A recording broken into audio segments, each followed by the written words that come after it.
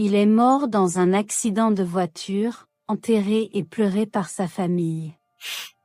Mais des années plus tard, il réapparaît à Dakar, vivant, marié, avec des enfants. Bienvenue sur les histoires de Minutu. Serre sur l'asphalte. Le bus dérapa violemment sur le côté. Il heurta la barrière de sécurité en métal au bord de la route. Un bruit énorme retentit, le métal qui se déchire, les vitres qui explosent, les cris de terreur des passagers. Le bus se coucha sur le côté, glissa sur plusieurs mètres, puis s'immobilisa dans un nuage de poussière. À l'intérieur, c'était le chaos. Des corps étaient projetés partout.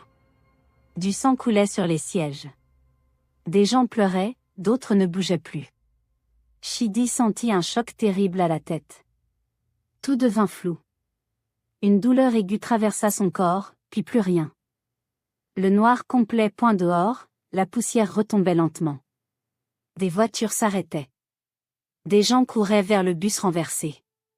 Ils criaient pour appeler les secours. Certains essayaient de sortir les blessés par les fenêtres cassées. L'odeur d'essence et de caoutchouc brûlé remplissait l'air. Le chauffeur du bus était coincé dans son siège, inconscient. Chidi, lui, ne bougeait plus. Son corps était immobile au milieu des débris. Pour tout le monde autour, il semblait mort. Personne ne pouvait imaginer que l'histoire n'était pas finie. Et la nouvelle de l'accident arriva très vite à Lagos. Un passager qui avait survécu appela sa famille. Les appels s'enchaînèrent.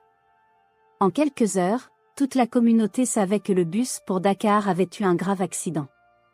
On parla de nombreux morts. Quand le nom de Chidi fut confirmé parmi les victimes, ce fut un choc terrible pour sa famille. Sa mère s'effondra par terre en hurlant. Elle refusait d'y croire. « Pas mon fils. Pas mon unique garçon », criait-elle. Les voisins accoururent. Ils la prirent dans leurs bras pour la consoler, mais rien ne marchait. Elle pleurait sans s'arrêter.